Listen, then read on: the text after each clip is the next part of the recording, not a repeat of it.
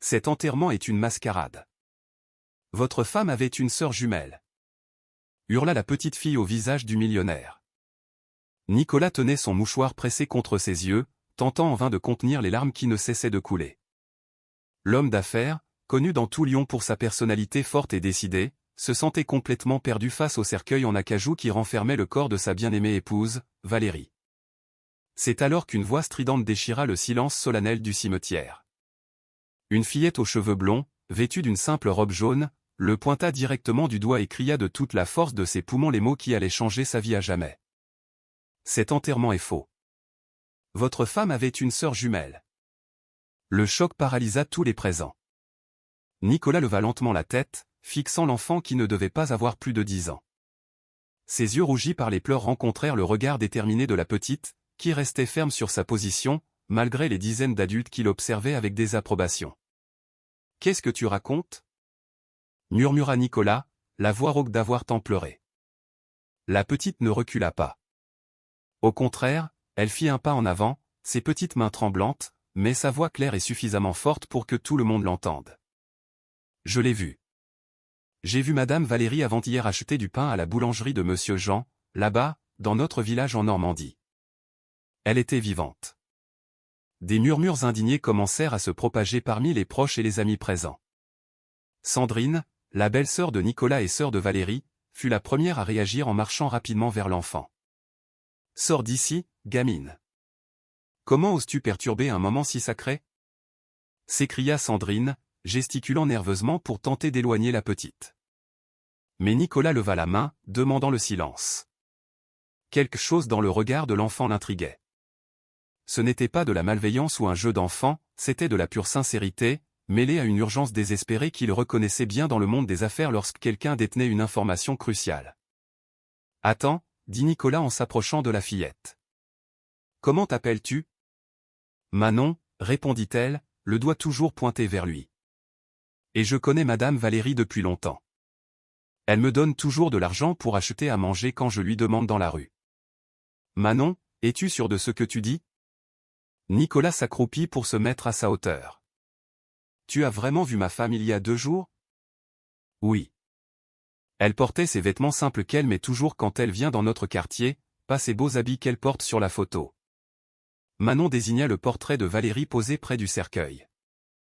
Nicolas sentit son cœur s'emballer. Personne ici ne connaissait l'existence de vêtements simples appartenant à Valérie. Lui-même ne l'avait découvert que par hasard quelques mois auparavant, en trouvant des tenues bon marché cachées au fond de son armoire. Lorsqu'il avait posé la question, Valérie avait prétendu que c'était de vieux vêtements qu'elle gardait par sentimentalisme. « Quels vêtements simples » demanda Nicolas, ignorant les regards impatients autour de lui. « Un vieux jean et un chemisier blanc avec une petite tache de peinture, juste là, sur la poitrine, » expliqua Manon en touchant son propre torse. « Et elle sent toujours ce parfum de fleurs très doux. » Nicolas se figea. La tache de peinture sur le chemisier blanc était un détail que seul lui et Valérie connaissaient.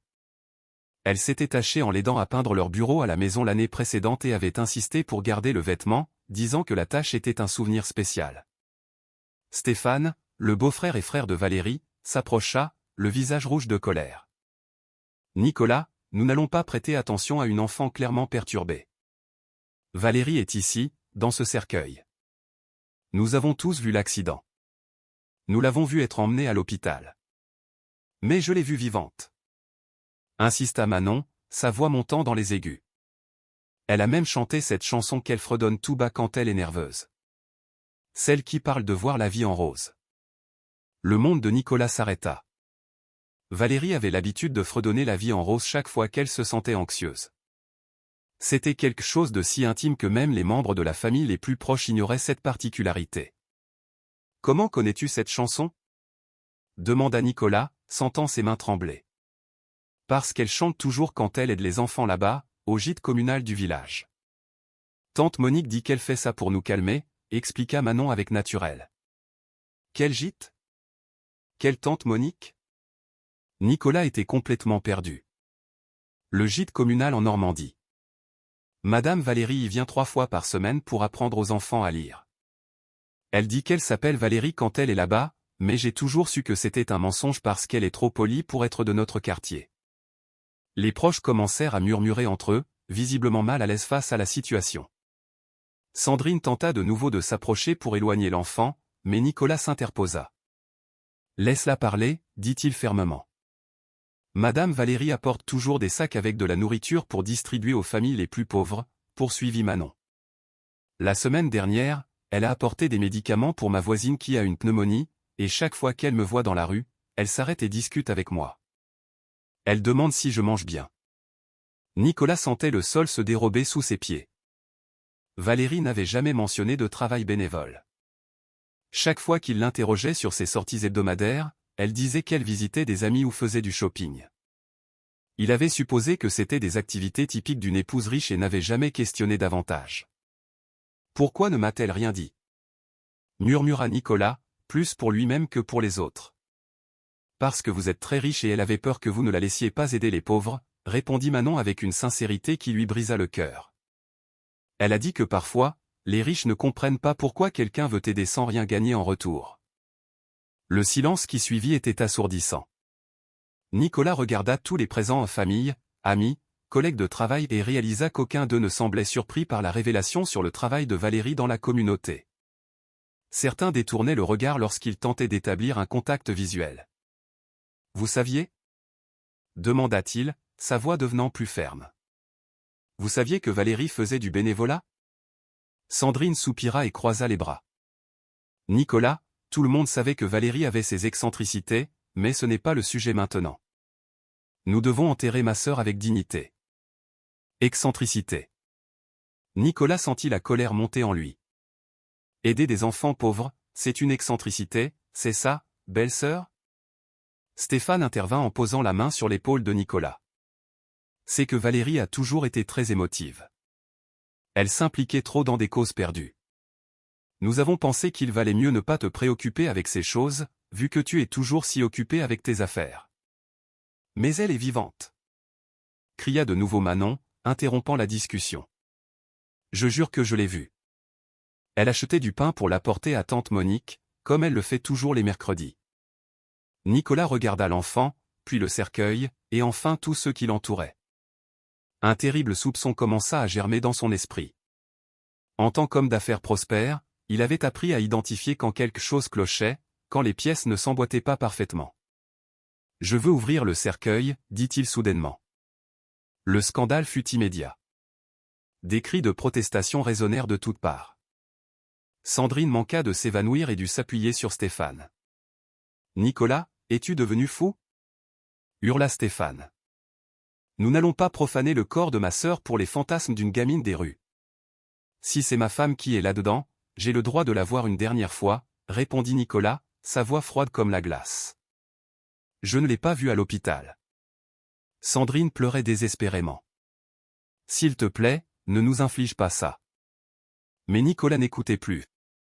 Il s'approcha du cercueil, l'observant attentivement pour la première fois. Durant tout l'enterrement, il avait été si consumé par la douleur qu'il n'avait pas prêté attention aux détails. Maintenant, l'esprit plus clair, il remarquait des choses étranges. Le cercueil était scellé d'une manière inhabituelle.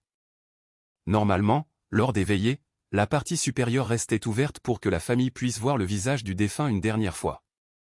Ici, tout était hermétiquement clos, et les employés des pompes funèbres avaient été catégoriques en disant qu'il ne serait pas possible de l'ouvrir en raison de l'état du corps après l'accident. « Pourquoi le cercueil est-il scellé ?» demanda Nicolas. « Nous te l'avons déjà expliqué, » répondit rapidement Stéphane. L'accident a été très grave. Valérie a été défigurée.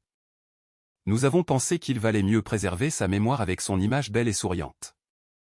Quel accident exactement ? Nicolas réalisa que, dans sa douleur, il avait accepté les explications vagues qu'il avait reçues. On m'a seulement dit qu'elle avait eu un accident de voiture. Nicolas, s'il te plaît, supplia Sandrine. Ne rends pas cela plus difficile que ça ne l'est déjà. Je veux savoir exactement ce qui est arrivé à ma femme, insista Nicolas. Stéphane échangea un regard nerveux avec Sandrine avant de répondre. Valérie conduisait sur le périphérique quand elle a perdu le contrôle de la voiture. Elle a percuté un poteau et a été emmenée immédiatement à l'hôpital, mais elle n'a pas survécu à ses blessures. Quel hôpital ? demanda Nicolas. L'hôpital public Édouard Herriot, répondit Stéphane sans hésiter. Étrange, murmura Nicolas. Parce que j'ai appelé hier et ils n'ont aucun dossier indiquant que Valérie y ait été admise. Le silence qui suivit fut lourd. Nicolas pouvait presque entendre les cœurs de ses beaux-frères s'accélérer. Il a dû y avoir une erreur dans la documentation, dit rapidement Sandrine. Tu sais à quel point l'administration est confuse dans les hôpitaux publics. Valérie avait une assurance privée. Pourquoi l'ont-ils emmenée dans un hôpital public? Nicolas continua de presser. C'était le plus proche de l'accident, expliqua Stéphane, mais sa voix semblait moins convaincante. Nicolas se tourna vers Manon, qui était restée silencieuse, observant toute la discussion. Es-tu absolument certaine d'avoir vu Valérie avant-hier? Oui, monsieur, répondit Manon avec conviction. Elle discutait avec tante Monique de la fête de l'école. Elle a dit qu'elle essaierait de trouver de l'argent pour acheter des bonbons pour les enfants. Quelle fête? Celle qui aura lieu samedi prochain. Madame Valérie aide toujours à l'organiser. Nicolas regarda ses beaux-frères qui semblaient de plus en plus mal à l'aise. Si Valérie planifiait une fête pour samedi prochain, pourquoi l'organiserait-elle alors qu'ils devaient voyager ensemble sur la côte ce week-end-là? Il se souvint des projets qu'ils avaient faits. Sandrine et Stéphane se regardèrent à nouveau, visiblement sans réponse préparée. Nicolas, tenta Stéphane de changer de sujet. Tu traverses un moment très difficile. C'est normal que ton esprit soit confus. S'il te plaît, continuons l'enterrement. Mais Nicolas n'était plus disposé à accepter des échappatoires. En tant qu'homme d'affaires, il avait appris à lire les gens, à identifier quand quelqu'un cachait quelque chose, et à ce moment précis, il était absolument sûr que sa belle famille mentait. J'irai au gîte communal en Normandie, annonça-t-il. Je veux parler à cette Monique. Nicolas, non. Cria Sandrine. S'il te plaît, tu vas te faire encore plus de mal. Pourquoi êtes-vous si désespéré de m'empêcher d'enquêter? Demanda Nicolas, sa méfiance grandissant à chaque seconde. Parce que nous voulons te protéger, dit Stéphane, mais il y avait quelque chose dans sa voix qui ne sonnait pas sincère. Nicolas s'éloigna du groupe et s'approcha de nouveau de Manon. Peux-tu m'emmener à ce gîte? Demanda-t-il. Bien sûr, monsieur, répondit-elle immédiatement. Mais c'est loin d'ici. Pas de problème, j'ai ma voiture. Nicolas, tu ne peux pas emmener une enfant inconnue, protesta Sandrine. Et si elle était dangereuse? Et si c'était une menteuse? Elle sait des choses sur Valérie que seul moi devrais savoir, répondit Nicolas. Ou bien elle connaît vraiment ma femme, ou bien quelqu'un l'a très bien instruite sur des détails intimes de sa vie. La possibilité que Manon ait été instruite par quelqu'un fit réfléchir Nicolas. Y aurait-il une conspiration impliquant Valérie? Et si oui, qui serait derrière? Je vais reporter l'enterrement, annonça Nicolas. Le scandale fut encore plus grand. Les proches protestèrent énergiquement. Le personnel des pompes funèbres semblait confus et inquiet, et Stéphane tenta physiquement d'empêcher Nicolas de s'éloigner. Tu ne peux pas faire ça, cria Stéphane. Valérie mérite de reposer en paix.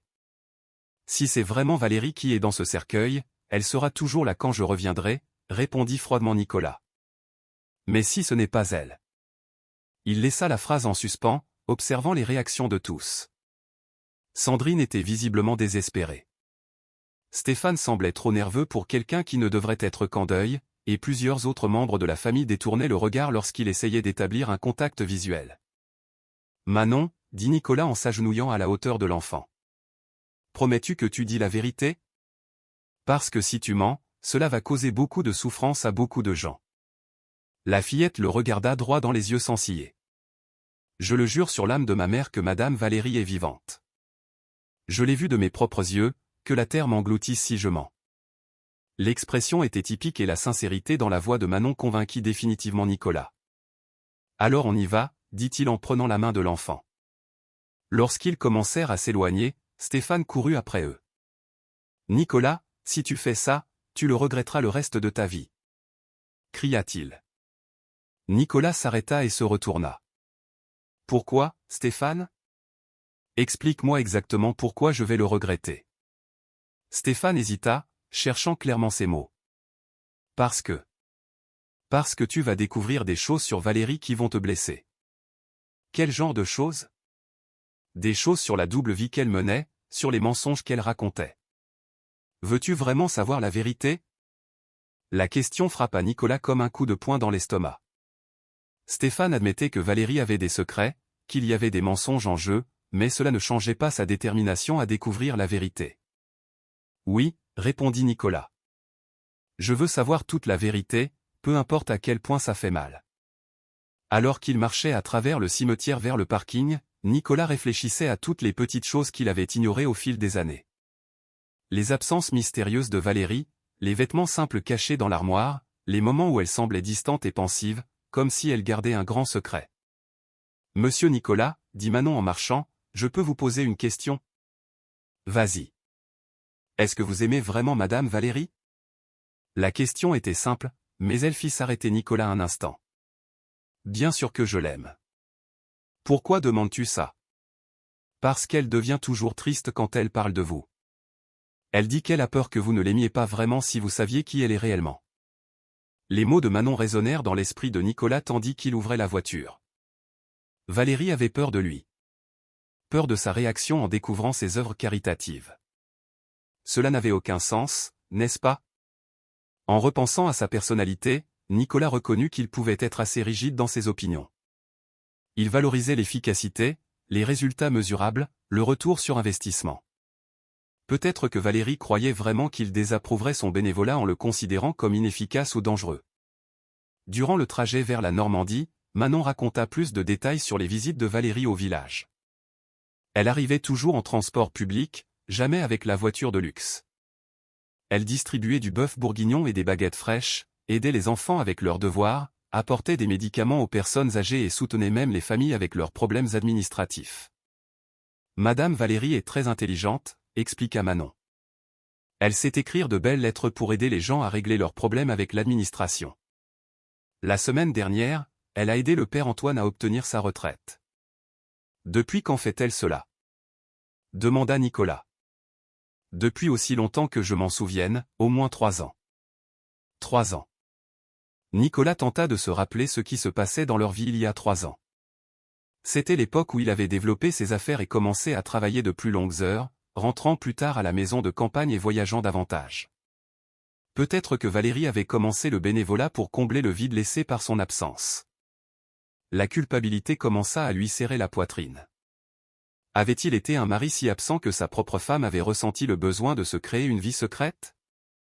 Madame Valérie parle toujours de vous, continua Manon comme si elle pouvait lire dans ses pensées. Elle dit que vous êtes très travailleur et que vous essayez toujours de faire de bonnes choses pour les autres à travers votre travail. Elle a dit ça? Oui. Elle dit que vous construisez des immeubles où les gens peuvent vivre et travailler, et que c'est aussi une façon d'aider, mais qu'elle voulait aider d'une manière plus directe. Nicolas se sentit légèrement consolé. Au moins, Valérie ne parlait pas en mal de lui à des inconnus. Mais la question principale demeurait, si elle était vraiment vivante, où était-elle? Et pourquoi sa belle famille mentait-elle? Lorsqu'ils arrivèrent dans le village normand, Nicolas fut surpris par la réalité des lieux. C'était une zone modeste, rurale, mais il y régnait une organisation et un sens de la communauté qu'il n'attendait pas. Les maisons étaient simples, mais bien entretenues, et les gens dans la rue saluaient Manon avec une affection sincère. Le gîte est là-bas, pointa Manon, désignant un petit bâtiment aux murs colorés et décorés de dessins d'enfants. En entrant dans le gîte communal, Nicolas fut accueilli par une femme d'une 60aine d'années aux cheveux gris tirés en chignon et au sourire chaleureux. « Bonjour, je suis Monique, la directrice. En quoi puis-je vous aider? » « Bonjour, Madame Monique. Je m'appelle Nicolas. J'aimerais vous poser quelques questions sur une bénévole qui travaille ici, Valérie. » Le visage de Monique s'illumina immédiatement. « Ah, Valérie, quelle femme merveilleuse. Elle n'est pas venue aujourd'hui, mais normalement elle arrive vers 14 heures. Vous êtes de sa famille? » Nicolas sentit le monde tourner autour de lui. Si Valérie arrivait normalement vers 14 heures, cela signifiait que Monique s'attendait à la voir vivante et bien portante ce jour-là même. « Je suis son mari, » répondit Nicolas en essayant de garder une voix ferme. « Son mari? » Monique semblait sincèrement surprise. Valérie n'a jamais mentionné qu'elle était mariée. En fait, elle utilise toujours le nom de Valérie Salazar quand elle est ici. Valérie Salazar. Elle avait gardé son nom de jeune fille. Elle a dit qu'elle préférait ce nom pour des raisons personnelles. Nous respectons sa vie privée. Bien sûr, l'important, c'est le travail formidable qu'elle fait avec nos enfants. Nicolas s'appuya contre le mur, sentant ses jambes flancher. Valérie ne cachait pas seulement son bénévolat, elle utilisait une identité distincte. « Pourquoi, Madame Monique ?» dit-il en tentant d'ordonner ses pensées. « Quand l'avez-vous vue pour la dernière fois ?»« Avant-hier, mercredi. Elle est venue apporter le matériel pour la fête de samedi. Elle est très excitée par cette fête, d'ailleurs. Elle a obtenu des dons de plusieurs entreprises. Elle avait l'air bien, normale, parfaitement normale. En fait, elle était plus joyeuse que d'habitude. Elle a dit qu'elle avait une bonne nouvelle à annoncer, mais qu'elle ne pouvait pas encore en parler. » Nicolas et Manon se regardèrent. Une bonne nouvelle. Quelle nouvelle Valérie aurait-elle à annoncer? « Vous allez bien, monsieur ?» demanda Monique en remarquant la pâleur de Nicolas. « On dirait que vous avez vu un fantôme. » L'ironie de l'expression n'échappa pas à Nicolas. Il avait vraiment l'impression d'avoir vu un fantôme, ou plutôt, d'avoir découvert qu'un fantôme était en réalité une personne bien vivante. « Madame Monique, avez-vous une photo de Valérie? Je veux dire, de Valérie Salazar? » Bien sûr. Nous prenons beaucoup de photos lors des événements. Monique le conduisit jusqu'à un mur couvert de photos et là, elle y était, Valérie, sa femme, souriant aux côtés d'enfants, servant de la nourriture lors d'événements caritatifs, peignant les murs de l'école. Sur toutes les photos, elle portait des vêtements simples et affichait une expression de bonheur pur que Nicolas voyait rarement à la maison de campagne. « Elle adore les enfants », commenta Monique. « Elle dit toujours qu'un jour elle veut avoir les siens. » Nicolas se figea. Ils avaient essayé d'avoir des enfants pendant des années sans succès. Valérie avait cessé d'en parler il y a longtemps et il avait supposé qu'elle avait abandonné l'idée, mais apparemment, elle rêvait encore de maternité. « Madame Monique, » dit Nicolas avec précaution. « Savez-vous où habite Valérie? » Pas exactement. Elle dit toujours qu'elle habite près d'ici, mais elle n'est jamais précise. Pourquoi cette question? Il s'est passé quelque chose? Nicolas ne savait pas comment expliquer la situation sans paraître complètement fou. C'est compliqué, dit-il, mais j'ai besoin de la trouver de toute urgence. Eh bien, elle passe toujours par la boulangerie de Monsieur Jean avant de venir ici. Peut-être qu'il sait quelque chose. À la boulangerie, le propriétaire, Monsieur Jean, confirma qu'il connaissait Valérie depuis des années. Madame Valérie est une sainte, dit-il. Elle aide toujours ceux qui en ont besoin. Hier encore, elle était ici pour acheter du pain à apporter à des familles dans le besoin. Hier? Nicolas faillit crier. Êtes-vous sûr? Bien sûr que oui. C'était vers 17 heures. Elle a acheté 10 baguettes et a dit qu'elle était pressée parce qu'elle avait un rendez-vous à l'hôpital. Quel hôpital? Je ne sais pas, je n'ai pas demandé, mais elle semblait préoccupée. Nicolas sortit de la boulangerie l'esprit en ébullition. Valérie avait été vivante et bien portante la veille de son propre enterrement. Cela ne pouvait signifier qu'une chose, le corps dans le cercueil n'était pas le sien. Mais si ce n'était pas Valérie dans le cercueil, qui était-ce, et où était-elle? Durant le trajet de retour vers Lyon, Nicolas tenta d'appeler Stéphane et Sandrine à plusieurs reprises, mais aucun ne répondit. Lorsqu'il arriva finalement au lieu des funérailles, il trouva le cimetière désert. Le cercueil, les proches, les fleurs, tout avait disparu. « Ils l'ont enterré sans attendre votre retour ?» demanda Manon indignée. Nicolas courut à l'administration du cimetière, où il réussit à parler au responsable. « Monsieur, votre famille a dit que vous aviez eu un malaise soudain et que vous aviez été hospitalisé, » expliqua l'employé. « Ils ont décidé de procéder à l'inhumation pour ne pas prolonger davantage la souffrance. » « Et vous n'avez pas questionné cela? Vous n'avez pas voulu confirmer avec moi? » Monsieur, ils ont présenté tous les documents nécessaires et réglé tous les frais. Nous n'avions aucune raison de douter. Nicolas réalisa qu'il avait été complètement manipulé. Sa belle famille avait tout orchestré pour enterrer rapidement ce cercueil, empêchant toute enquête approfondie. Il courut jusqu'à la tombe et trouva de la terre fraîche sur une sépulture simple. La plaque temporaire ne portait que le nom Valérie Salazar et les dates de naissance et de décès. « Je veux faire exhumer ce corps, » dit Nicolas à l'employé qui l'avait suivi. Monsieur, c'est une décision très sérieuse. Il faut des autorisations judiciaires. Je me fiche du temps que ça prendra ou de l'argent que ça coûtera. Je veux qu'on ouvre ce cercueil. Cette nuit-là, Nicolas engagea les meilleurs avocats de Lyon pour lancer la procédure d'exhumation. Il engagea également un détective privé pour découvrir où se trouvait réellement Valérie. Manon, qui refusait de le laisser seul, resta dans la grande propriété de Nicolas durant les premières nuits. Elle dormait dans la chambre d'amis, mais passait la plupart du temps à tenter de consoler un homme qui oscillait entre l'espoir et le désespoir. 3 jours plus tard, le détective privé, Albert, apporta les premières découvertes véritablement choquantes. « Monsieur, dit Albert en s'asseyant dans le salon, ce que je vais vous dire risque d'être très difficile à accepter. Je suis prêt. Votre épouse Valérie est réellement vivante, mais la situation est plus complexe que nous ne l'imaginions. » Nicolas se pencha en avant, le cœur battant. « Où est-elle ? » ?»« Dans une clinique privée en périphérie de la ville. Elle est internée sous le nom de Valérie Salazar. » « Internée ? Pourquoi ? » Albert hésita avant de continuer. « Elle a subi un accident grave il y a 5 jours. Une chute d'un toit alors qu'elle tentait de faire des réparations sur une maison en Normandie. » « Une chute d'un toit ? Mais tout le monde m'a dit que c'était un accident de voiture. » Parce que sa famille a créé une version alternative des faits pour cacher la vérité sur ses activités. « Comment ça ? » Albert prit une profonde inspiration. « Monsieur, votre femme ne faisait pas seulement du bénévolat. Elle menait une double vie complète. 3 jours par semaine, elle se faisait passer pour une travailleuse sociale nommée Valérie Salazar et vivait dans une maison simple au village. » Nicolas eut l'impression de recevoir un coup de poing. « Elle vivait là-bas ? » ?»« Oui. Elle maintenait une résidence complète, une identité parallèle. » »« Mais pourquoi ? Pourquoi ferait-elle ça ? » ?»« J'enquête encore là-dessus, mais j'ai découvert autre chose, monsieur.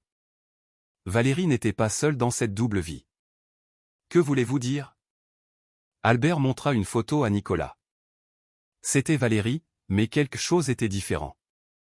Il lui fallut quelques secondes pour comprendre de quoi il s'agissait. Cette femme. Ce n'est pas exactement Valérie, n'est-ce pas ? Non, monsieur. C'est Valérie Salazar, la sœur jumelle de votre épouse. Le monde de Nicolas s'effondra complètement. Une sœur jumelle. Comment était-ce possible ? Sa femme a une sœur jumelle que personne dans la famille ne connaît ? Du moins, personne n'admet la connaître. C'est impossible. Valérie a toujours dit qu'elle était fille unique. Monsieur, il existe des documents d'adoption montrant que Valérie et sa jumelle ont été séparées bébés. Votre épouse a été adoptée par la famille riche que nous connaissons, et sa sœur a grandi dans des foyers publics. Nicolas n'arrivait pas à assimiler l'information. Sa femme avait une sœur jumelle identique. Et elles se connaissaient. Depuis combien de temps se sont-elles retrouvées ? Il y a environ 4 ans, d'après ce que j'ai pu découvrir. C'est à ce moment-là que Valérie a commencé le